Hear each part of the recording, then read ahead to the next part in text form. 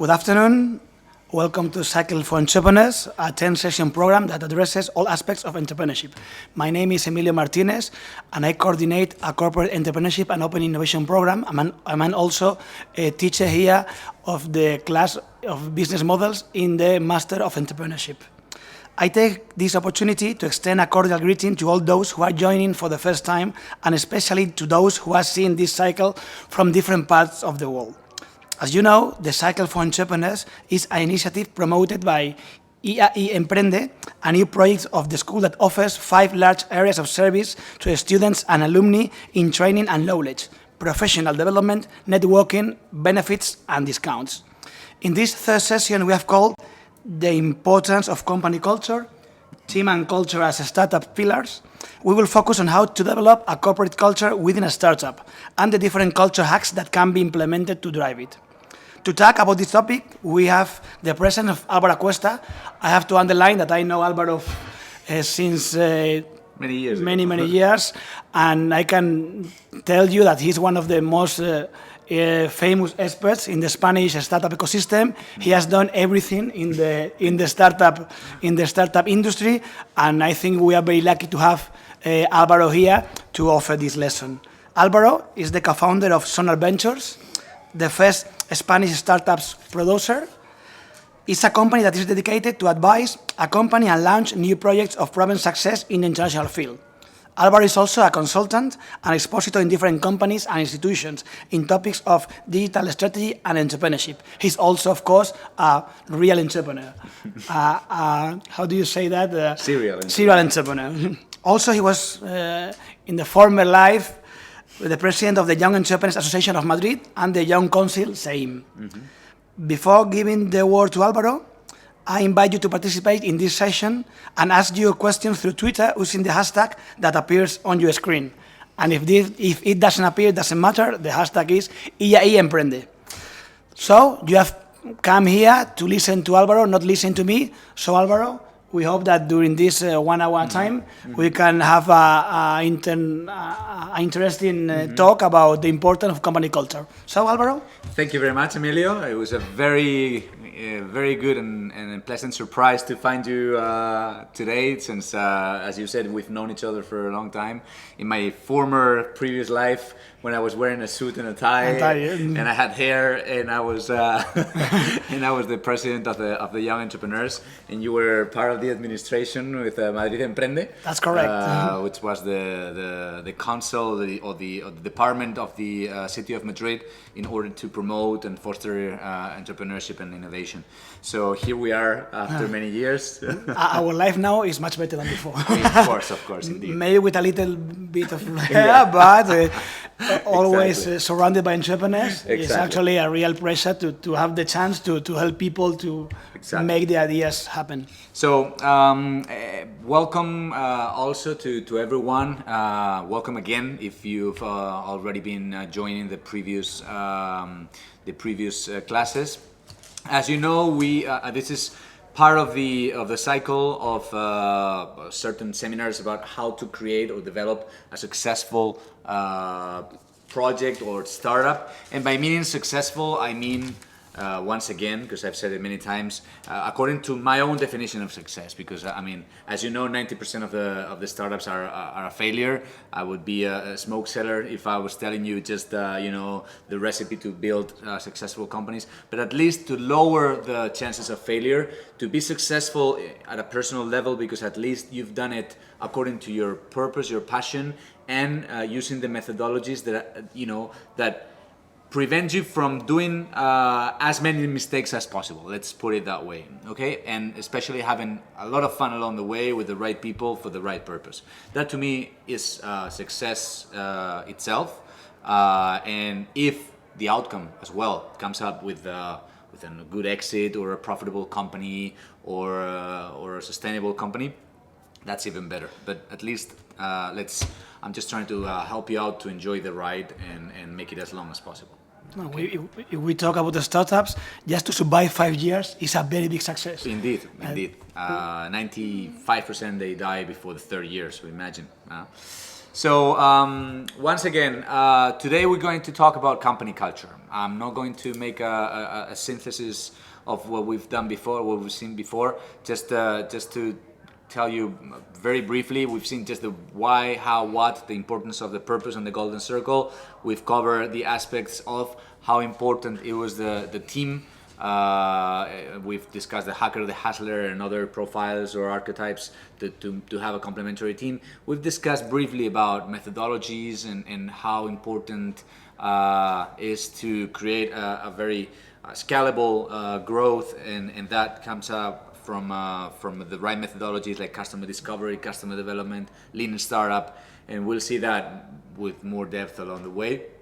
And today we're going to discuss something that actually, believe it or not, is the most important thing for me. Why? Well, because from my experience, you can watch, listen, take as many masters, classes, courses like this one, whatever. You can learn so much about lean startup, how important the team is, whatever. But in the end, it doesn't matter that much that your strategy, it doesn't matter that much your business idea. It matters, of course, your purpose, but what it really matters and what I've seen that makes the company having the real chances of success is a very strong, powerful, and distinctive company culture. So we will discuss, hopefully, because Emilio has a lot to say as well and has got a lot of experience after also leaving the administration. He's got a lot of experience on the entrepreneurial ecosystem. So if you want to interrupt me, it will be a pleasure, because it will not be actually an interruption, because I want it to be a conversation, if we can. I'll do, and I totally agree with you, Alvaro. I'm now working in a very big company, and we are developing a corporate entrepreneurship and open innovation program, and the first objective is to change company culture. When we are talking about successful companies, when we talk about long-lasting companies, in the end, one of the first motivation, one of the first things that explains this success is the culture. And the culture is about how the people interact, how the people work, how the people talk to each other, how they develop ideas, everything. So it's very, very important, and it's one of these soft skills. It's very difficult to teach the culture. It's very difficult to measure the culture. But in the end, when you see a successful startup, it's because the culture is very powerful. It's very strong. So I can see that we agree. And basically, the title of the presentation, culture, it's a strategy, is it's not just my own theory. It's the title of a book that I recommend you. The book is Culture, It's a Strategy for Breakfast. And that book basically states the main idea that, as I was saying, you don't have to have a great business plan, you don't have to have a great idea.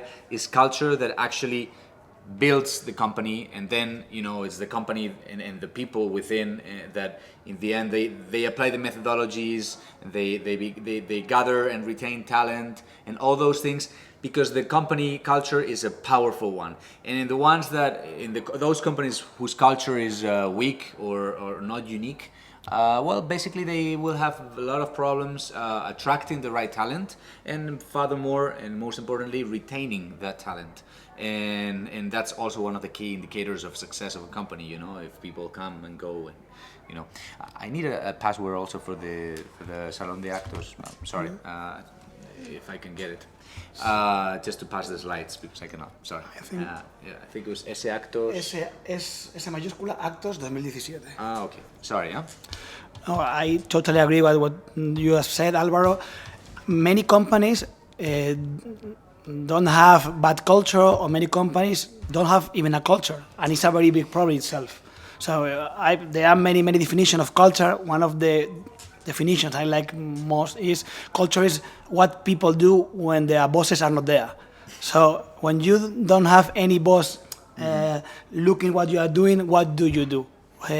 Are you getting up early? Do you like talking to the other people? Do you like learning every day? So there is these small things, invisible things that people are doing every day on a daily basis in order to to make their duties in the company. So Indeed. I like that definition. I never heard that definition. It's a very good one.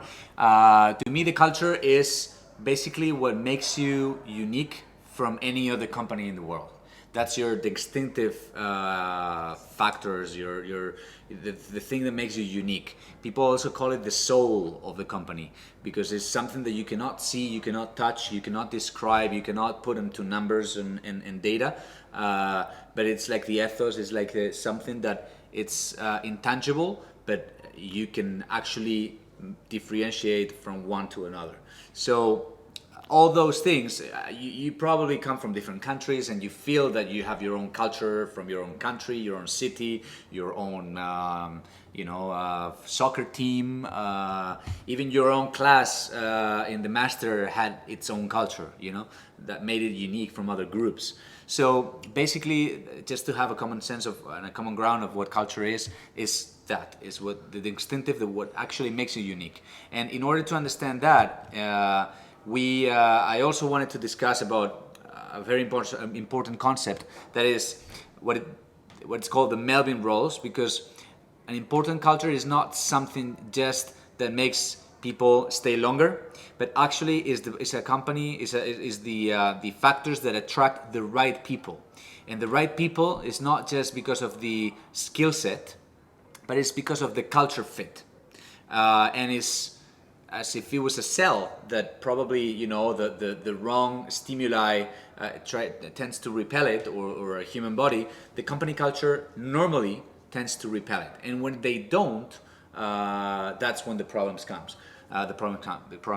So we're going to see today different just examples or techniques or just ideas to inspire you of what I've done, for example, during my experience as an entrepreneur, from a very practical approach, but also considering things like the one that you can see in the slide, this Melvin roles, just to understand that you need to have in any culture, in any team, you need to have these three types of teams, of traits, of factors in your team. You need to have the teams, the parts of the team, the members of the team. They are more like people towards people, like people friendly per se. You can say they are the team worker, the resource investigator, the coordinator.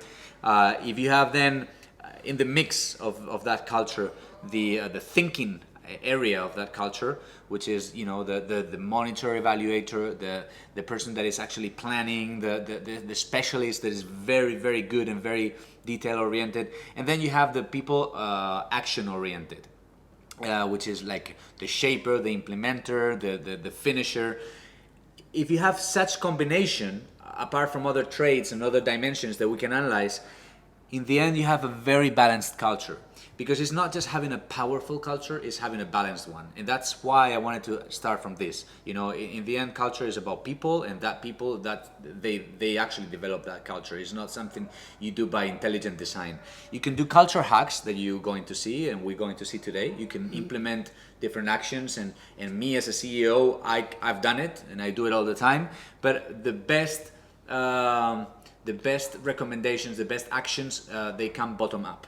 And in order to have a culture, a bottom-up culture that is balanced and that is not too people-oriented, but in the end they don't execute, or is too execution-oriented and people compete against each other and they have no emotional aspects of it, or no thinking-oriented, so it's just people that are either having fun or executing but without actually realizing what they're doing, then whatever your culture ends up, it will be an unbalanced one. So just remember to have the right balance between the thinking, the people, or the social aspect, and the action.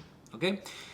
And always keep that in mind. About culture and about organization of the company. It's very important to deal with all these three archetypes or three different group of action that you have to take care when you launch a company. Exactly. In the end, everything's about people. but about the right people, about the right people. Absolutely. I realized that when I started building Sonar Ventures, that, as you know, is a company producer, is what they call a venture builder.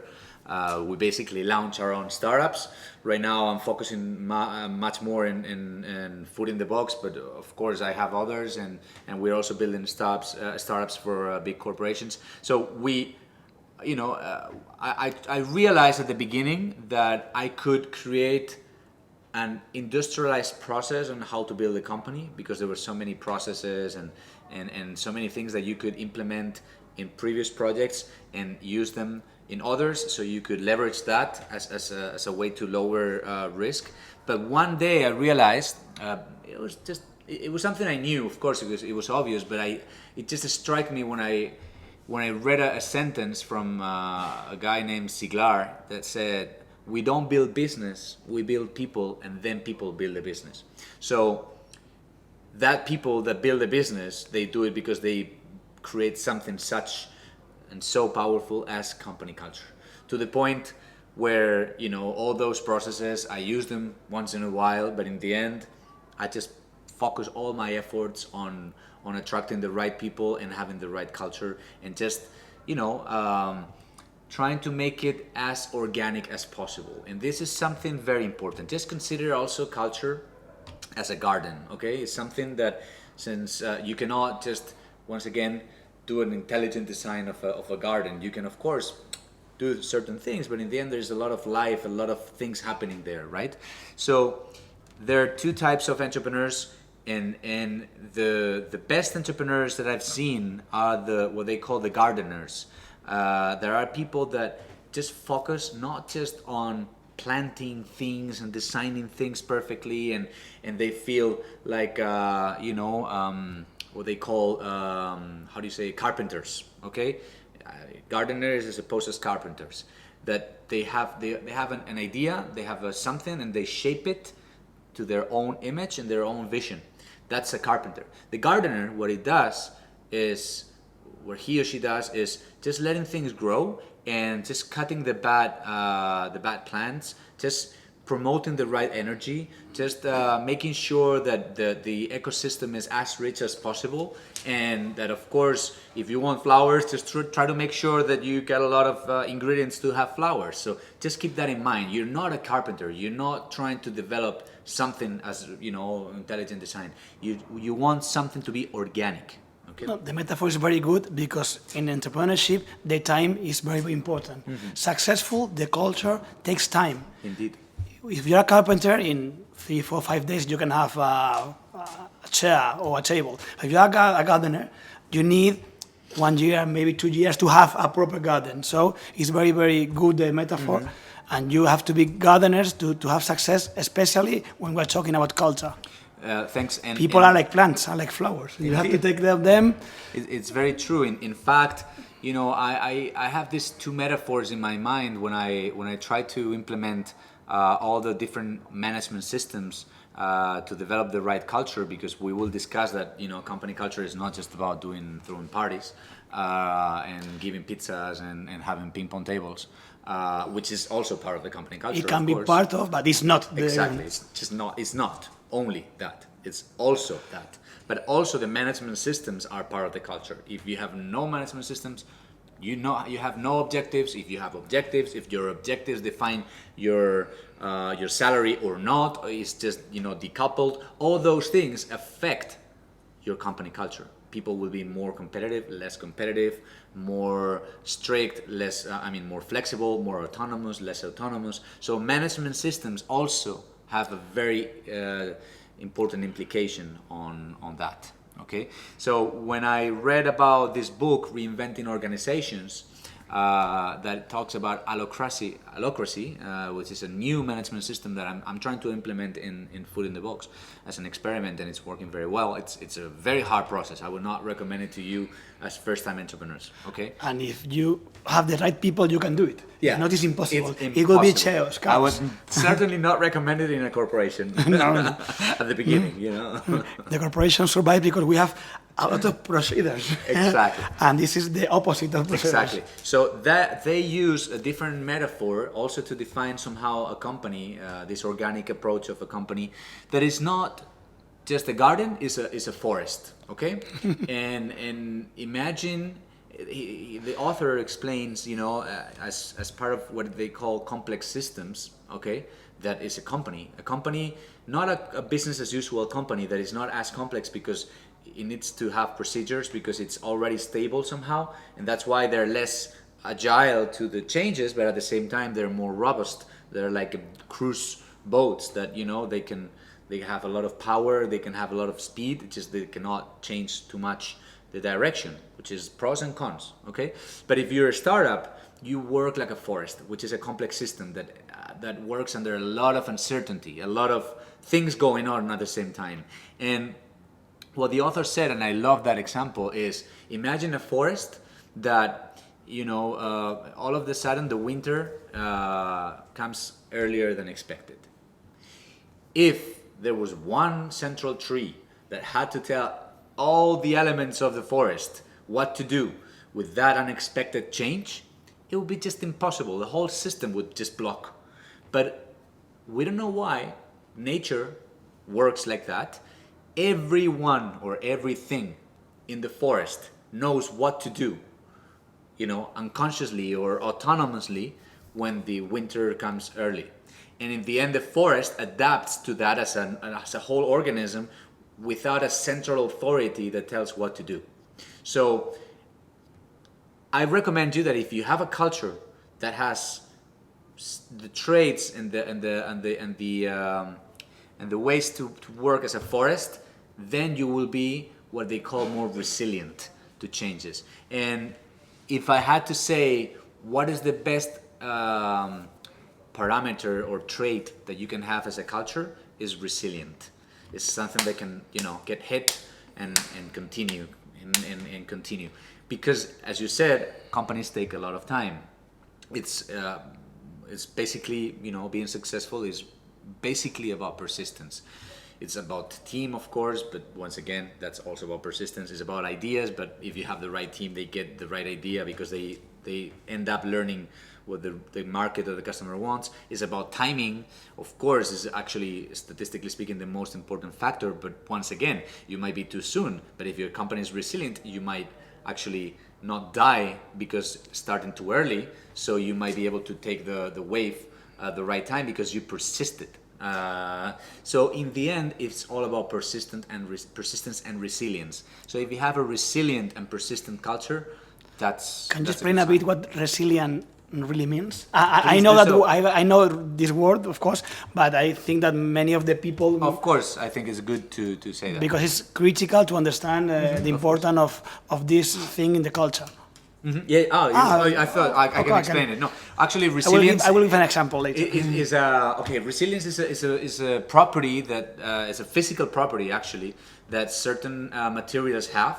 That when you stretch something or break something, basically stretch it, the material tends to go quickly back to the initial state. And they use that in psychology as a mental resilience, as opposed to just perseverance. That's why I was defining those two things, decoupling perseverance and resilience, because it's not just, having high motivation for a long time. It's also, being able to have your motivation get hit. Like if someone just had thrown a stone to your head, and just without staying for 2 days crying and complaining, and no, just quickly get back on track and continue. That ability that only certain people have, it's very difficult to develop. It's something that scientists believe that it's something that comes with nature, not so much as nurture. You can nurture it, but to a certain extent. Basically, it's your ability to go back to your initial state. I see myself, for example, running a marathon. You can be persistent, train every day, have suffer so much, and after the 23rd kilometer. But if someone all of a sudden puts a stone on the way, and you just fall and you start bleeding, and most people would tend to say, okay, I give up. I I give give up. up. And just only the few people that get up quickly and just continue running are the resilient ones. Resilience is applied when someone dies, has a very important loss, a divorce, and something, and they don't have a depression that lasts for 2 years. They just quickly they get back on their feet. I like an example that Rodolfo Carpentier, a very important investor, said, resilience is like that boxer that is been hit, he falls, but he gets up, Exactly. like Rocky in the film. Exactly. Or like Rafa Nadal, when you think that he's playing tennis, he's going to lose, but then he gets up and he continues fighting, struggling, and in the end, Indeed. it can or it might win something that he had lost. Exactly. So just think that you can have different hierarchic levels. You have your resilience at a personal level, but you can have your resilience at an organization level. Or a city can be resilient to a massive terrorist attack, or a country. So you have different levels of resilience, and the resilience at a company level, it can only be achieved if you have the right culture. It's not something you can do because you created a procedure. Okay, so once again, you've seen this book I was mentioning you, Culture is Strategy for Breakfast and Technology and Lunch and whatever. Culture is everything.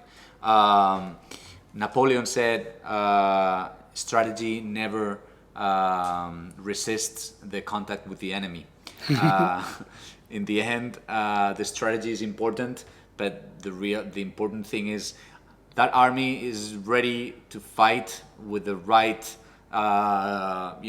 strength and values and motivation. Well, that's once again culture. I was saying before, how important it is not just to ensure the survival of the organization, but just also to attract talent. It's like you see a group of friends that you see that they seem to be having fun, or you can tell the difference. When you see a company from the outside, that if they have a good company culture. We all know good examples of company cultures that are bad or wrong. People, for example, at Uber, in Uber they say it's a toxic culture. Even the CEO had to, it's funny because, as I was telling you with the cell example, even the cell expelled the toxins in the company culture, and in that case was the CEO, because bottom up the employees wanted something different. So the company became organic, and to the point that it actually expelled the leader, and it's incredible, as opposed to other companies like Zappos, that is considered as the paradigm of company culture and happiness. Because they say, okay, employees come first. It's not the client who comes first. It's the employee that comes first. And then they will make the client come If first. you take care of your employees, they will take care of your customers. So Effective, in exactly. the end, it's everything about people. Exactly. Actually, I can't. You don't know if a company culture is good or not. They are different. The results say if the company culture is good or not. So when we talk about company culture, many people think about Google. Yeah. Okay, ping pong, footballing, I don't know if they play, but very flexible, very dynamic, open spaces. It can be a good company culture for certain people, but it can be horrible for other people. Exactly. So they are not, as a matter of fact, good company culture, bad company culture. They are different company culture. The important thing is that you have your own company culture and the right people for that culture. Exactly. No, it's very important that you mentioned that, because, for example, when I implemented this Allocracy and OKRs, I will tell you later about that. OKRs are objectives and key results that, by the way, come from Google. Well, they come from Intel, but the guy that implemented in Intel, he applied it then in Google. And these management systems are based on autonomy. People knowing what to do, making their own decisions, taking their own risks, and becoming leaders of their own circles. Okay, that's what I was trying to implement. But I could see that some of my employees were having an incredible bad time. Some of them, they even told me, it's like, no, you're the boss. You're supposed to tell us what to do. I mean, We are taught to follow someone. Exactly. You follow the rules of your parents, you follow the rules of the teacher, you follow the rules of the bosses. So when somebody tells you, now you are your own boss, many people are lost. Exactly, What because should I do? it's very easy to not be responsible for for your decisions, because you, in the end, you're actually executing someone else's. So that's why it's important to know what the right culture you want in your company, but at the same time you need to attract the right people to do that. That's why I recommend you that, using this slide of factor which attracts and retains talent. Sorry for the grammar mistake. That factor should be also considered in your talent acquisition processes. When you recruit people, make sure that it's not only the right person at a professional level, but you have to find the way to find the right assessment of the different traits of the company culture. I'm starting to know a lot of companies that the recruitment process is they have an interview, after certain filters, and once the person is pre-selected, the whole team has a small meeting with the person, or they go together to have beers and they invite the person, or they pay the person to spend one full day with them at the company, and they ask the people that work there, is this person nice or not? No, it's like, would it be an incredible loss if we miss having this person? And if the answer is no or yes, that conditions a lot of the decision. So it's very important to make that part of your talent acquisition, because you will not see many things that your team will see. And that's very, very important, especially for the startups. If a very big company, if my company misses or makes a mistake when hiring someone, is the employee 1301. So the company will survive having made a mistake with this hiring, with this employee. But if you're a startup, if you are hiring your third or fourth employee, is critical. Mm-hmm. If you miss that shot, if you make a mistake with that person, it can be terrible for the company. It can be the end of the startup. So if you take time looking for the right person, I think it's a very good strategy. Not only about features, not only about the professional skills, mm-hmm. It's also about the soft skills. Mm-hmm. How he is going to work with the team, the motivations, the culture in the end. Exactly. Of course, we don't need to act like a cult. I mean, I sometimes I hire people that came to the office with a suit and even like a pañuelo, a napkin, like a gentleman, like a gentleman, Adrian, actually, yeah. with the very classic shoes and everything, and a very like zero startup. It was like the anti-startup look, but in the end, it was also the company that transformed the person.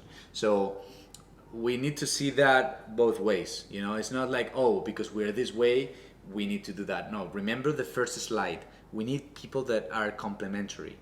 Culture fit is not. In fact, some people, I heard it was Airbnb's founder that didn't like the term culture fit.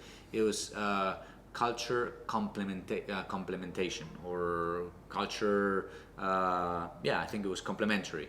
Because if you think from the culture fit perspective, which means this is us, this is you, and you better be like us, in the end, you will not be growing because you're not doing anything. You're getting more homogeneous, and it's with the difference of people that the culture is more rich.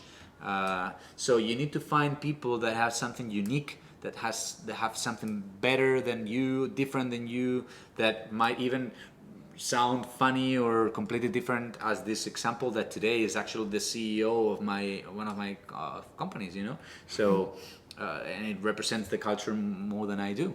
So, and that person, of course, is not wearing those suits anymore and those classic shoes. and that's why, but we both learned. It was like the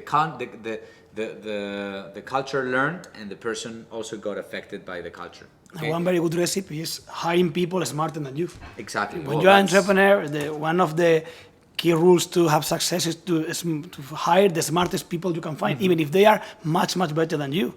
Indeed, and they tell you that you should find anywhere in the world, and if they're the right person, and because they're better than you at certain aspects, then just fight and do whatever it takes to bring that people, because it also is one of the things that the investors value the most, your ability to attract the right people, because in the end they know that the company will not and cannot depend on you, and if it's an ego personal company based on your image, then they know that they are putting too much risk on you and on your company, because something happens to you, the company goes bankrupt. I think it was Steve Jobs who said, "I'm not hiring smart people to tell them what to do.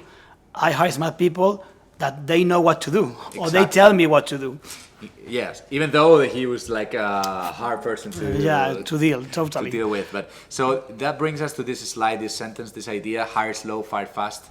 That's one of the sayings that in the United States are very common, as an old saying. Hire slow, fire fast.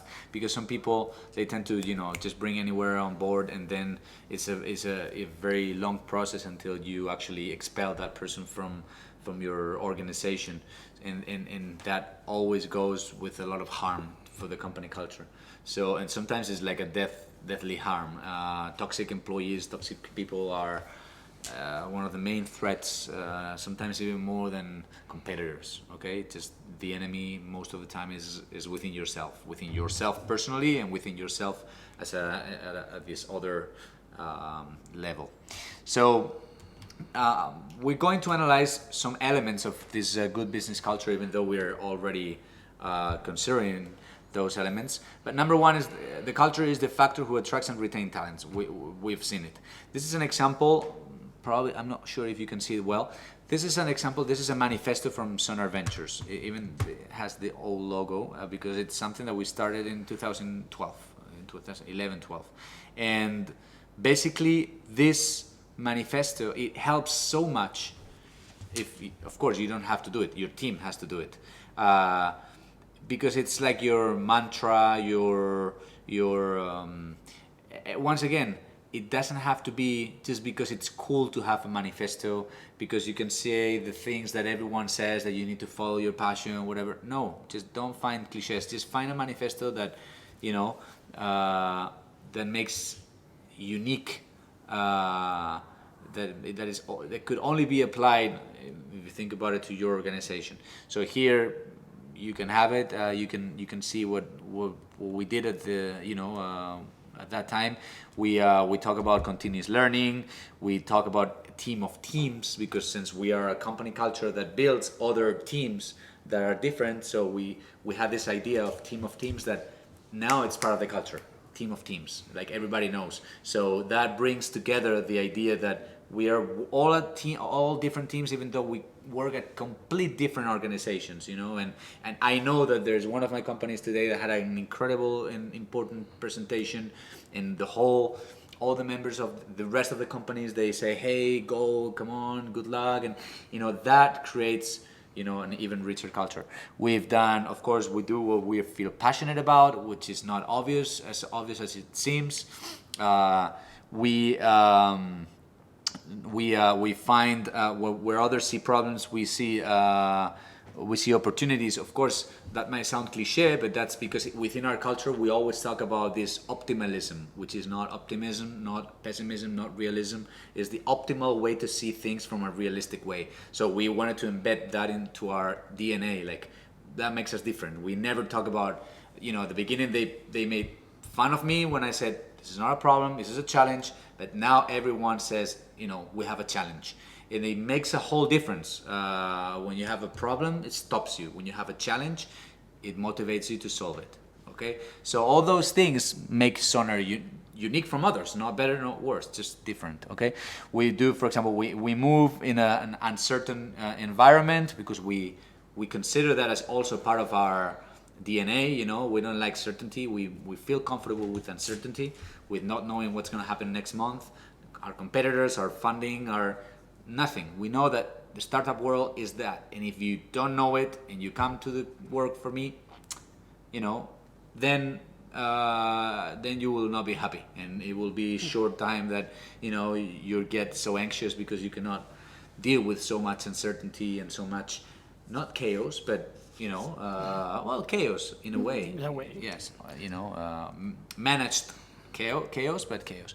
We that's what we say, uncertainty, but always controlled, because we have all these management systems and KPIs and everything and processes. We of course we build, we measure, and of course we learn. Is also a wink to this lean startup methodology, which means that it's also embedded in our culture, this validated learning and these continuous processes. And we trust in ourselves and in our own team. Trusting is also a big value of our own company.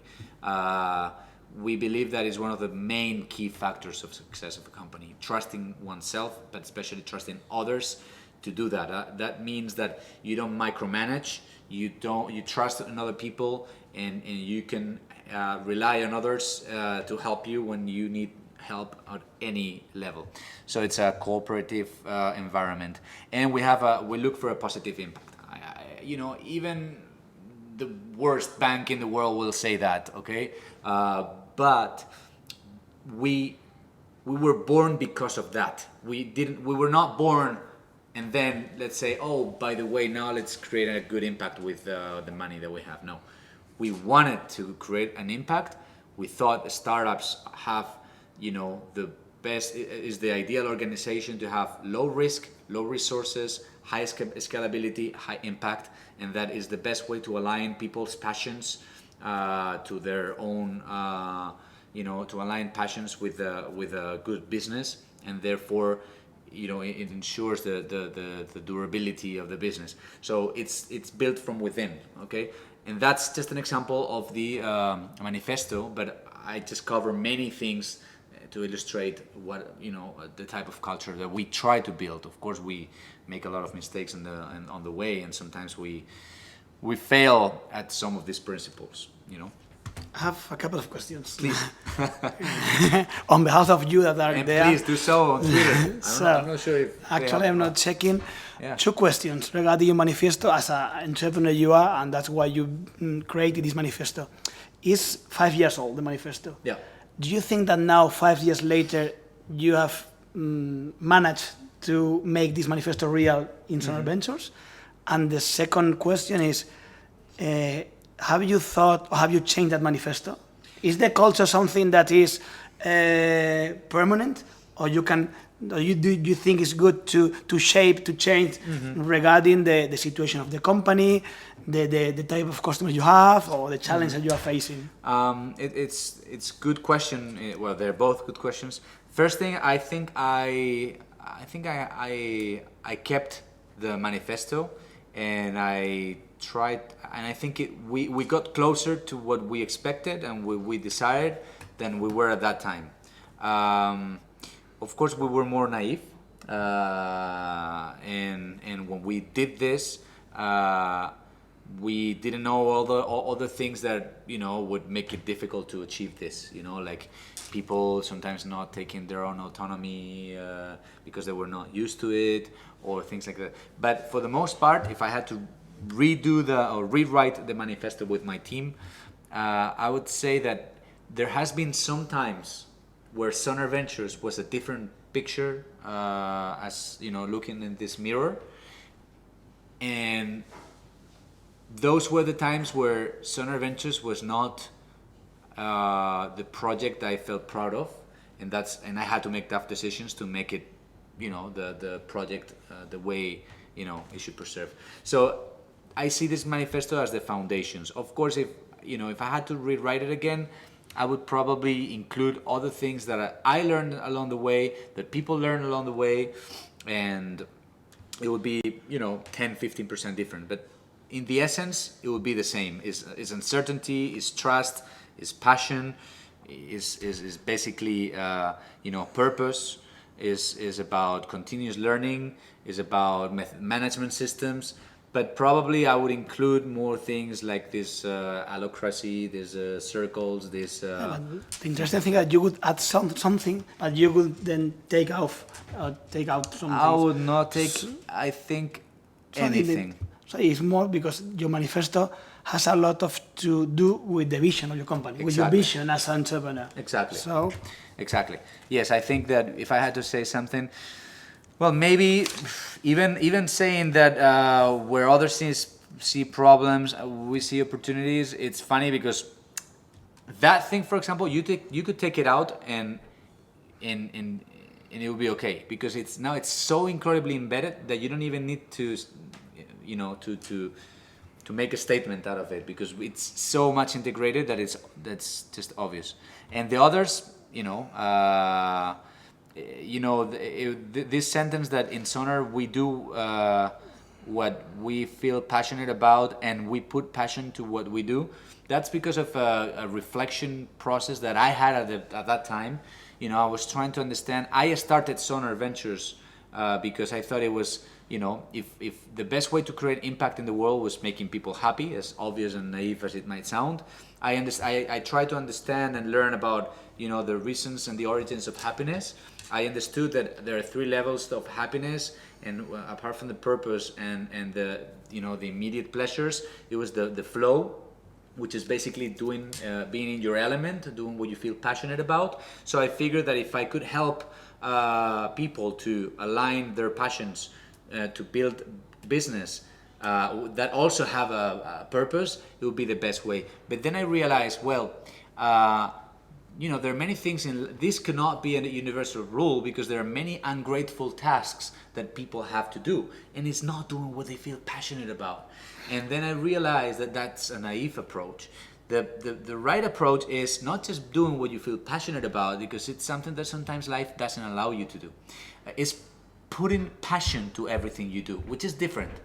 You go to Japan and you see people that are just swiping the street, but they do it with passion. They want to do it, and it's not that their dream was, doing that.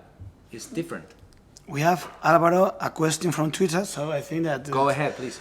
Bernadette Hernandez, I think, is asking us something that you are already telling, but how to build a great company culture, some tips. I think it's what you are basically, telling the audience. I think it's basically part of the concepts that we are seeing today. Also, if I would tell you something away from presentation, is authenticity. Culture is something that if it's not authentic, it will fall on you. I mean, it will just crumble. It will be, in the end, it will not be happening. So there are certain things that you will be able to do, but just don't forget this image of the garden.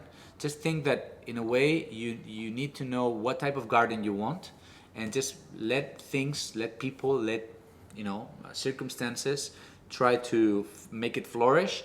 And just make sure as a gardener that you provide the right nutrients, the right energy, and that when things grow the wrong way, just you cut. Otherwise, you will have the wrong elements and it will kill the whole garden. So just let things happen. Communicate, be authentic, and then apply certain company hacks, as I was saying. Don't start your company with a team saying, oh, this is our culture, and doing a manifesto as you start, because it will be fake. In any manifesto or anything you do about values and mission and all that, if you don't want it to be bullshit, you need to let some time to really work on what you are, not what you think you want to be. Because if you ask anyone will say so many good things about the company, the culture, the vision, themselves, the team. It's all good intentions. Company culture is not about intentions. It's about really describing and reinforcing what you really are, and looking at yourself and knowing what you really are. And you can only know that when certain time has happened. That's why you need to let the garden grow a little bit before you actually decide what type of garden you want. That's, if you want to look at it, just look on Google what it's called permaculture. Is a way to cultivate plants, permacultura. Permaculture. Which is a way to, plant a lot of ingredients, a lot of things without defining things specifically, and then let it grow, and you will see that after a certain time you have a very rich environment that will be very resilient to bad conditions or bad weather. So the second thing, which is also answering your question, is the different steps that you need to take into account, is vision alignment. Whatever culture you develop or you help develop, it should be aligned with your why, your how, and your what. It should be coherent, with your purpose. If you want to empower people to do whatever, and then your company culture is completely authoritative and is micromanaging people, and it's only objectives oriented and competitive, and you want to democratize whatever bullshit principle you've made up because in reality it's not truthful to what you're really doing, well, then you're failing yourself and your team and project. You're certainly not developing the right culture. So just have that alignment with your purpose as a company and as an entrepreneur. That's why I was referring today authenticity. Otherwise I've been sometimes in cultures, my own companies, that I felt not part of that culture, and I didn't have fun. So it was not worth it for me to be an entrepreneur in those places. I mean, that's like working for someone else, which is not wrong. I would love to work for someone else if I feel part of that culture and that vision. Because sometimes we tend to, overestimate the value of the entrepreneur as, working for yourself and pursuing your dream. And that it's diminishing the people that work for you in a way, as if they were doing things that were not so lucky because they're not following their passion and fighting for the dream. Well, that's not true. That's also an overstatement. If you have the right culture, people will feel the same way as you are doing. It's just a matter of different calculated risks. I have more risk financially speaking, legally speaking, so I have a higher upside. Have a higher downside, higher upside. But in the end, if you do it the right way, you have, of course, higher risk, higher authority at the same time. But in the end, if you share the purpose, if you think that is a group of people, then it's just different roles that are aligned with the same values. So everyone will be basically happy at the same time. And not everyone is able to become an entrepreneur. When you talk about a startup, there is just 1, 2, 3 entrepreneurs. The rest of the people are employees. Exactly, and there's nothing wrong with it, because otherwise, the startup would not be anything without those non-entrepreneurs. And it's just it's just a way to perceive risk and other things, but it doesn't make you better or worse. Just it's a different trait. I heard a very good definition of entrepreneur a few years ago, that it was a person that had Maslow's pyramid inverted, which is very good. It's like people that don't need food, water, safety, social approval, social recognition, and then self-actualization. It was the people that they had self-actualization, then people's approval, then safety, and then food, water, and safety. Which is, in a way, is a pathology.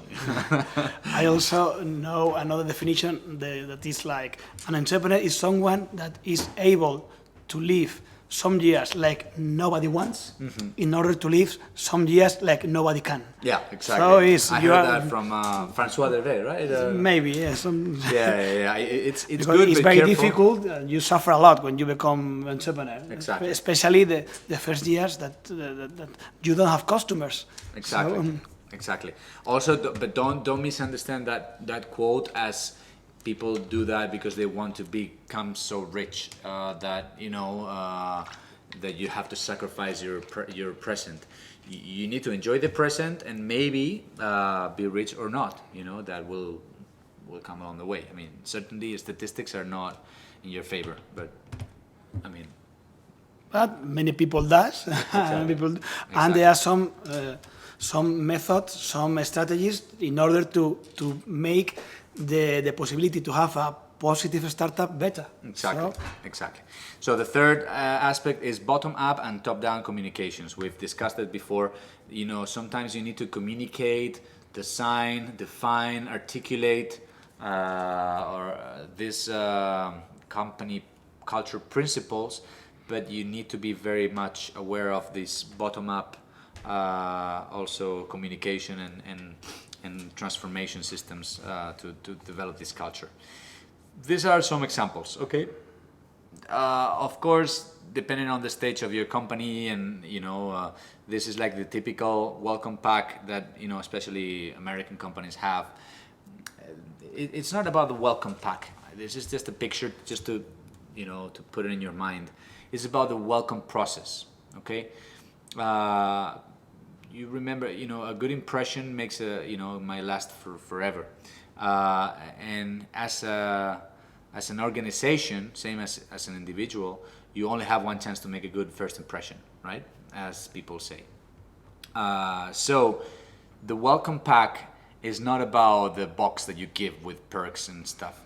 It's about the onboarding process, how you not only manage to get talent, but how you make that talent to come to work with you and be part of that in a very smooth and welcoming way, because that will give them the initial motivation to feel part of the team very soon and be adapted to the culture as soon as possible and enrich the culture as well.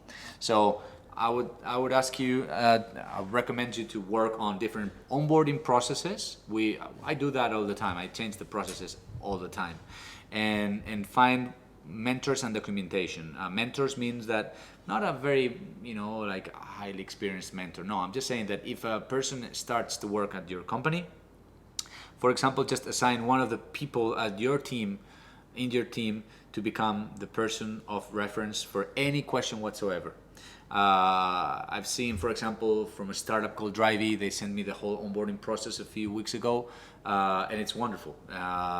They have, new employee. They have a Trello, a whole process, project where you have different stages, and each and every person of the company, they meet with you. They explain different aspects of the company, and 1 week after, you meet with the CEO of the company to ensure that you are aligned with the vision. Once you know the company, they explain everything, all the rights you have, all the obligations, and all the documentations. They explain the whole story of the company, because the history of the company, the story of the company, it's part of the culture, So I would recommend you to do this so. is something very easy to do that very, very few companies do, and it's very, very important. The impact is huge in the new employee. Indeed. Because your aim is to try to make these people profitable as soon as possible.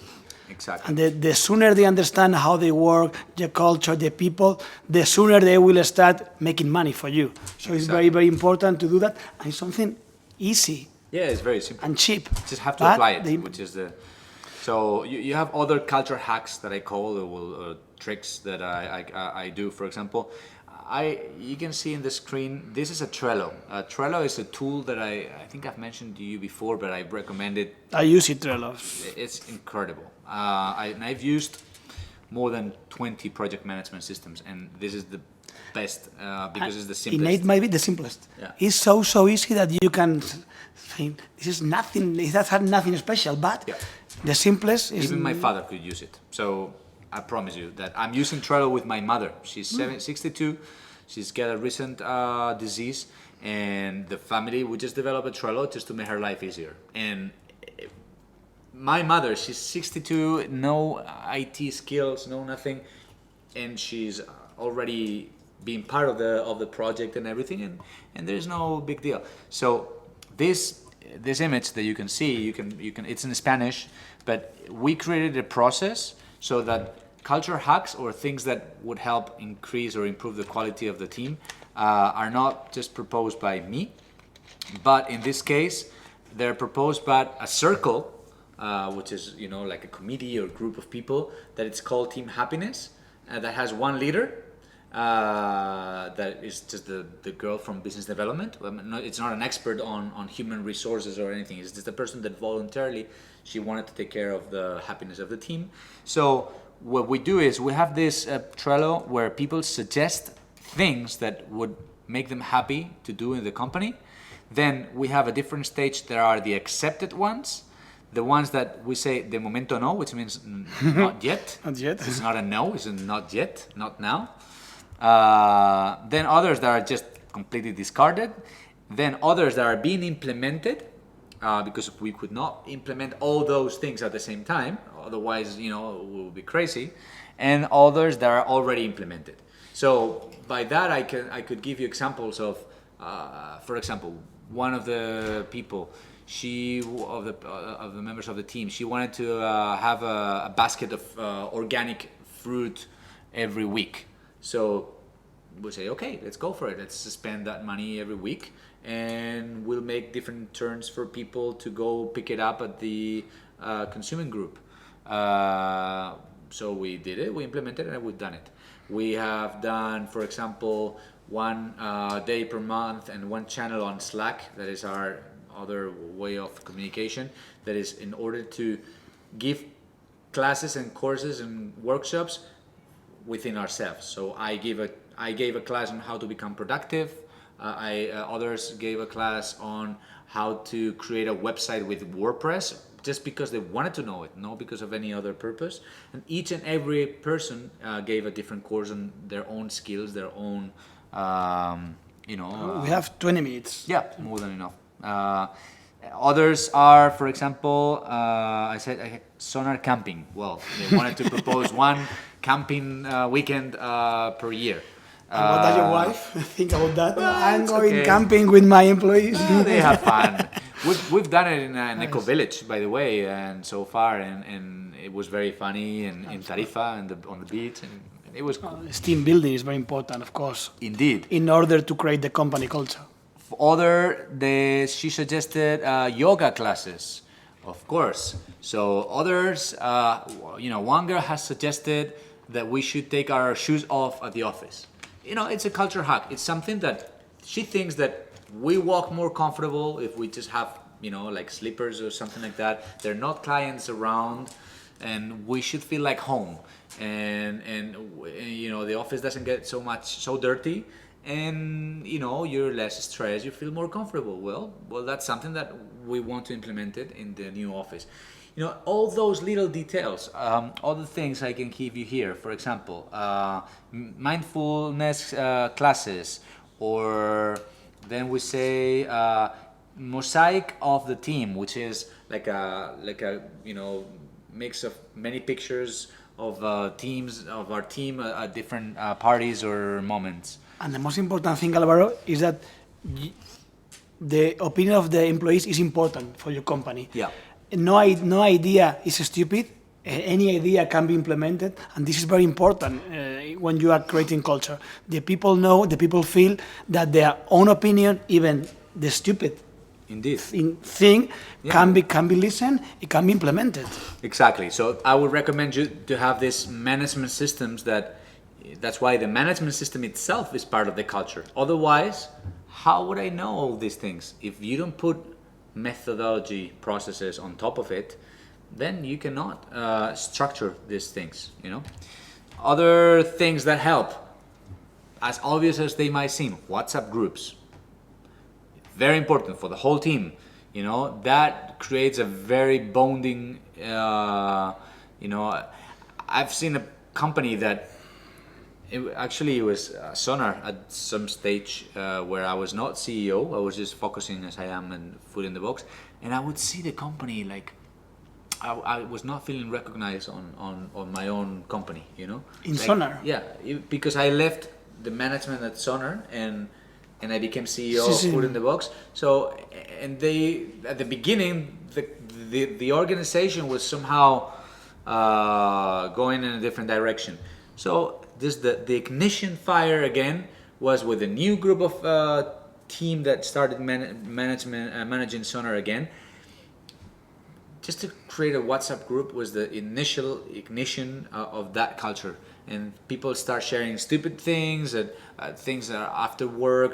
So that builds the bond among people. You use that group for relaxing things. Nothing more personal, work-related. not related with the profession, Nothing. with the work. For professional issues, I recommend, and it really helps to develop a company culture. I really recommend you two things: Trello, as I was saying before, and Slack. Just give a chance to Slack.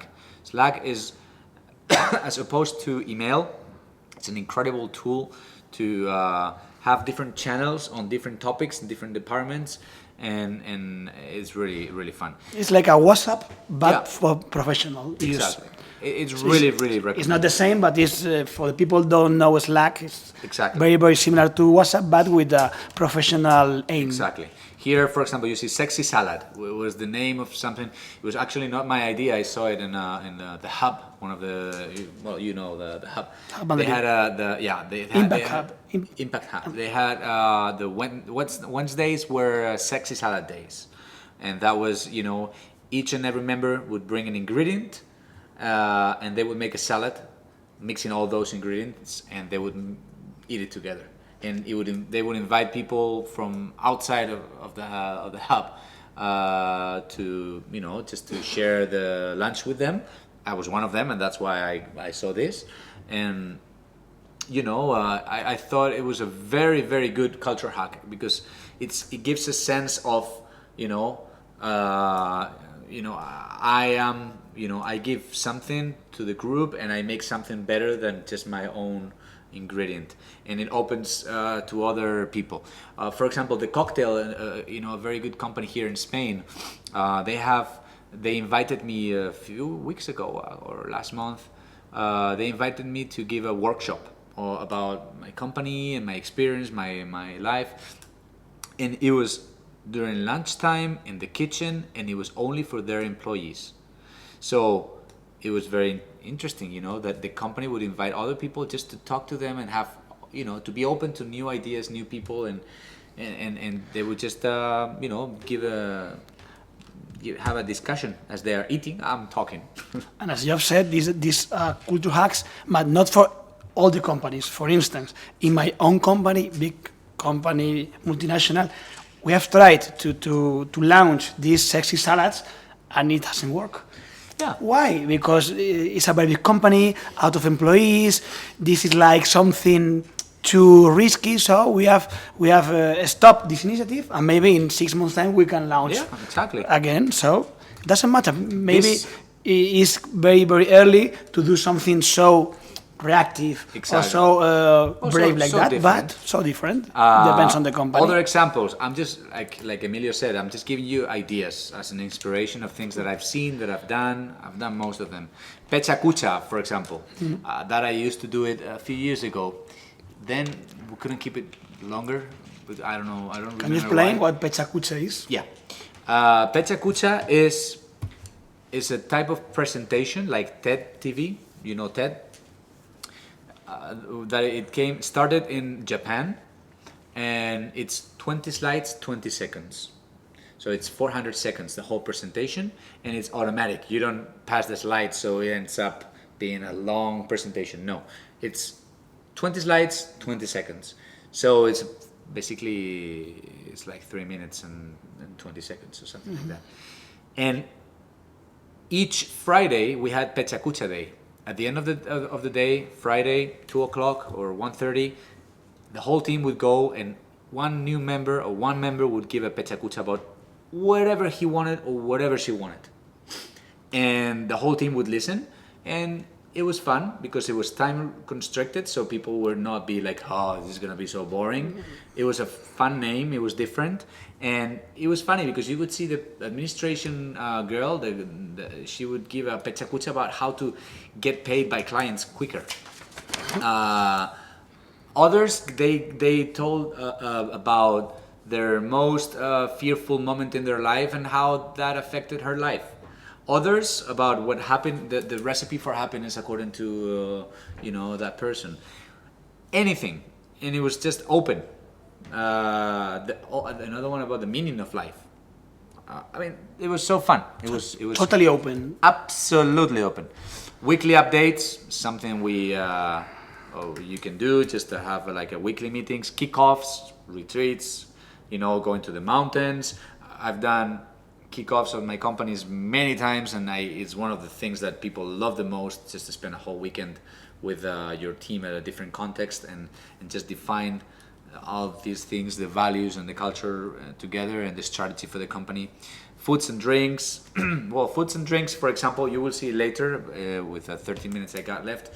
But I promise you that one of the most successful things that I've done as an entrepreneur in Food in the Box, for example, was to start what we call food nights.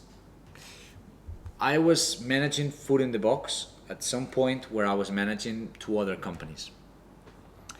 And I was not putting too much focus. I mean, it was focus, yes, of course, like 6-7 hours a day, but not enough, because people would see, yes, you're here, but also you're with others.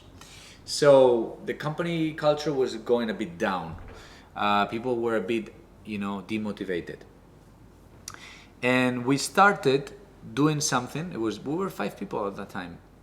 And we started doing something that we call food nights. We're called Food in the Box. We call it food night. So I would just invite the whole team every Tuesday to have dinner at my house. Every Tuesday. We would cook recipes. We would have fun. In the end, the whole food night concept started being created as something that, former employees keep coming to our food nights.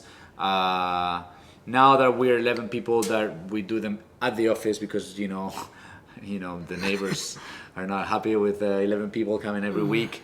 Every Tuesday. Every Tuesday.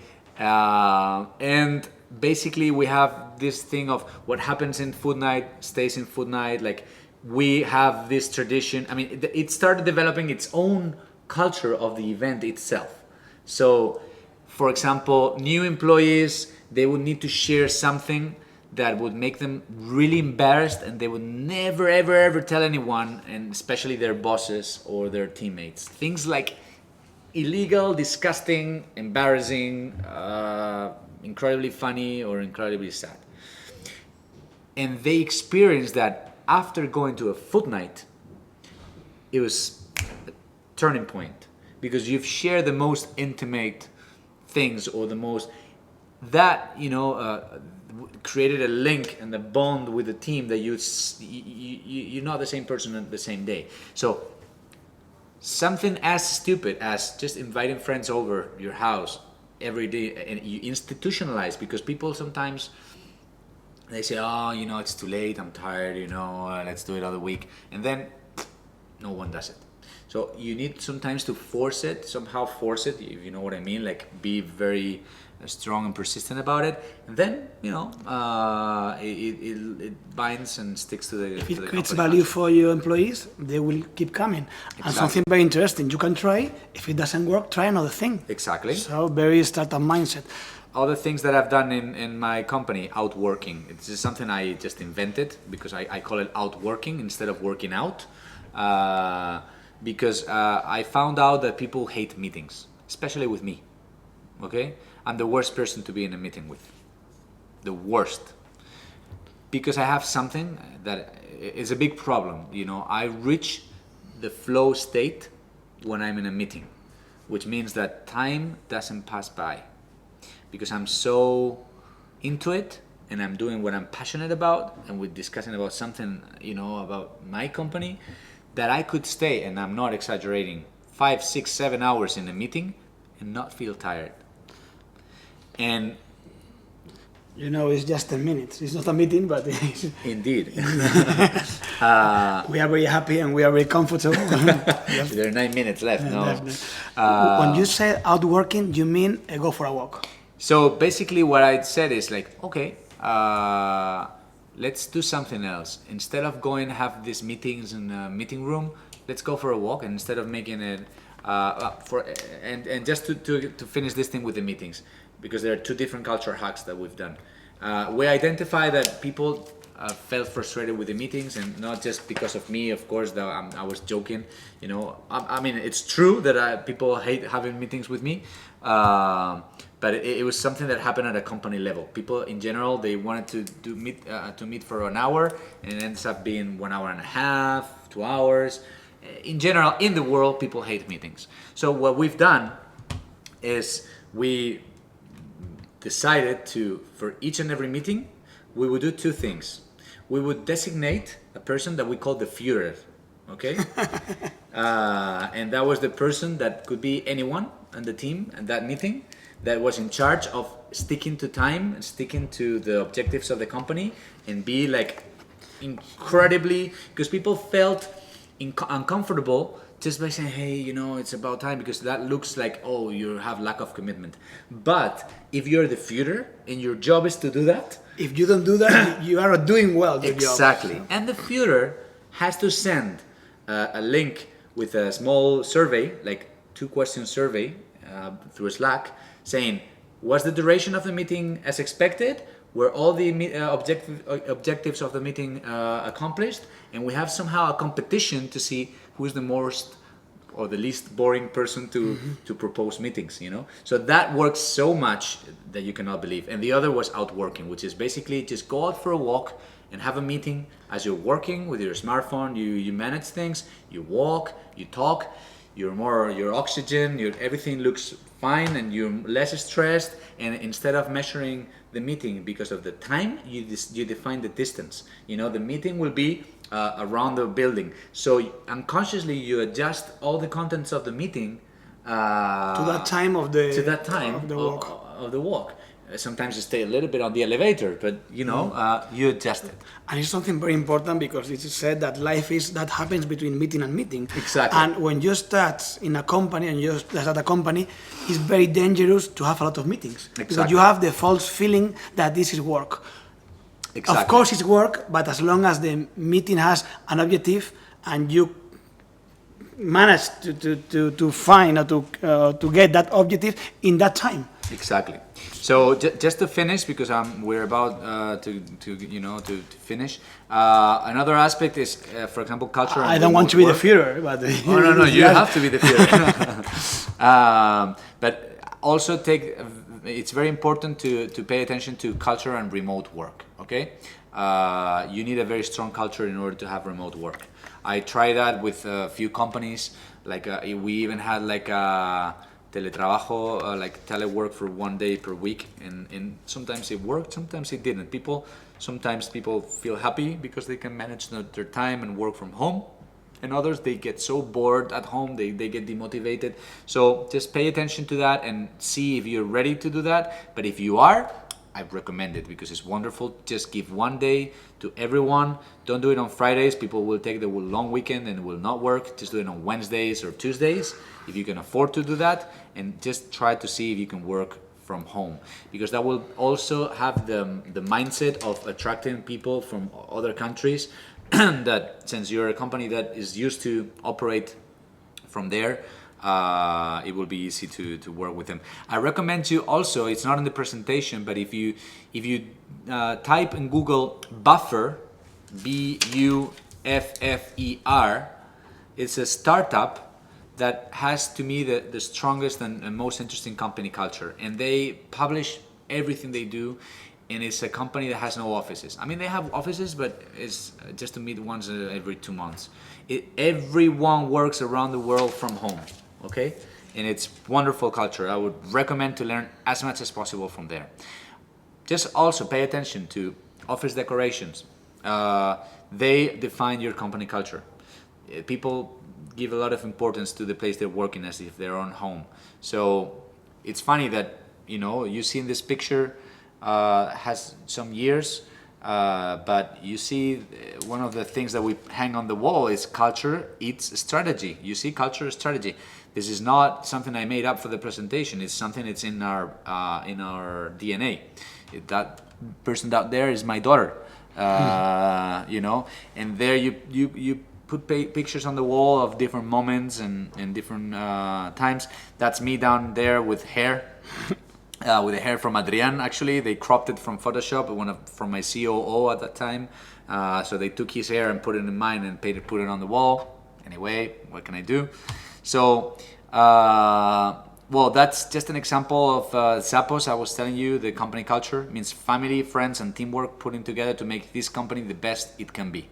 Wherever I go, I'm always comparing our culture to everyone else's. Looking back, in all the years I have been here, seeing all the changes along the way, the one thing that has remained the same is our culture. The goal is greater than the struggle. We are a team. Together, each achieves more. Well, that's in one person that from Zappos that had been for many years. Well, those are values from PepsiCo. Have no time. I recommend you if you have time, but that's for after many years, just create a book, a culture book. To give to new employees. By the way, Alvaro, someone in the class, Rodas 50, can you recommend us some books to read? I think you have already tell one. Yes. Culture is a strategy for breakfast. I would recommend you Culture, It's a Strategy for Breakfast. It's Strategy for Breakfast. I would recommend Reinventing Organizations. That's also a very good book. I also would recommend a book that is called Team of Teams that I bought after we came out with this concept, and I just bought it because it was funny. I would recommend a very good book that it's called just go to Zappos, zappos.com, and they have just say Zappos culture. Just type it on Google. They have a specific website only about company culture. And another question is, what startups impress you most? I think that Zappos, Buffer, Airbnb, Google, of course. It's impressive to be such a huge corporation and have such startup company culture. I'm very intrigued about Amazon. Because I hear many people complaining about Amazon, but at the same time, they're ruling the world.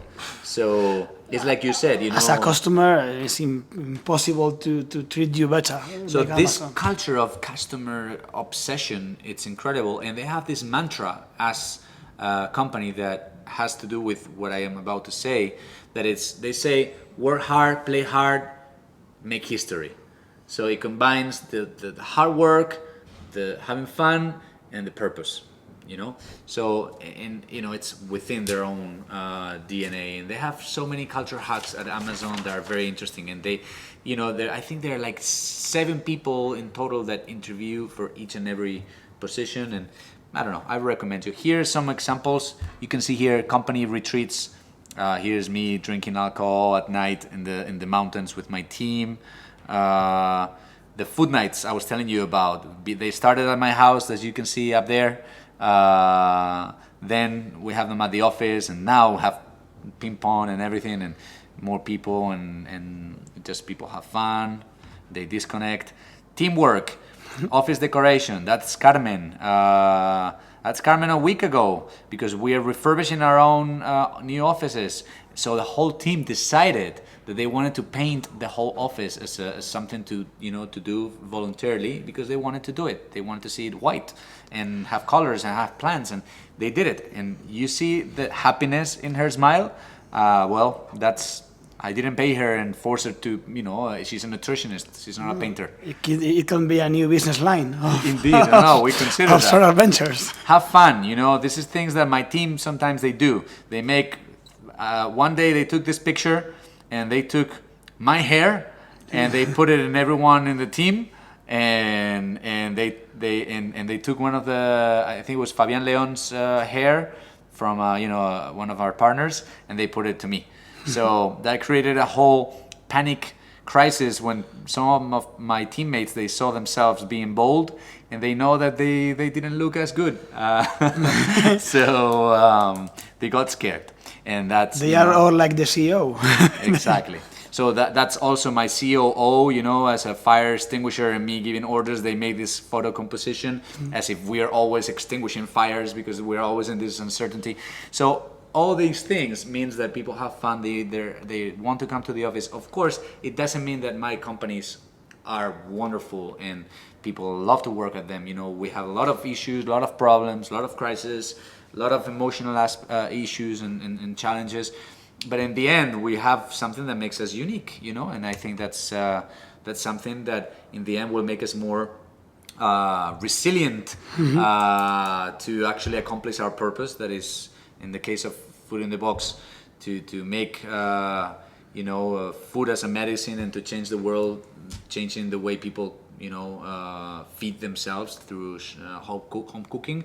And at Sonar Ventures, as I have already told you, just empowering people to follow their passions, become entrepreneurs, and helping them to create impact businesses. So I hope it was interesting to you. Whatever questions, you can ask me on Twitter, Emprender Cuesta, and I'll see you next time. Thank you, Alvaro. I'm sure that the people from now on will know the importance of the company culture. I really believe from this position that the aim of the session has been managed to fulfill.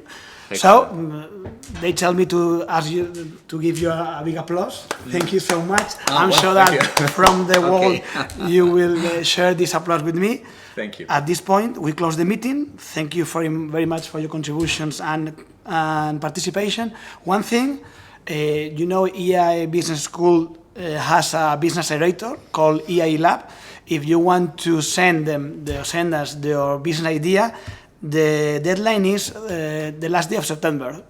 The last day of September. So you have 2 weeks left to send your idea. In the next few days, we will send you an email with the link so they can see the session again and another to download the presentation. Thank you so much. It's been a real pleasure, Alvaro. And see you among entrepreneurs. Okay. Thank you. See you. Bye-bye.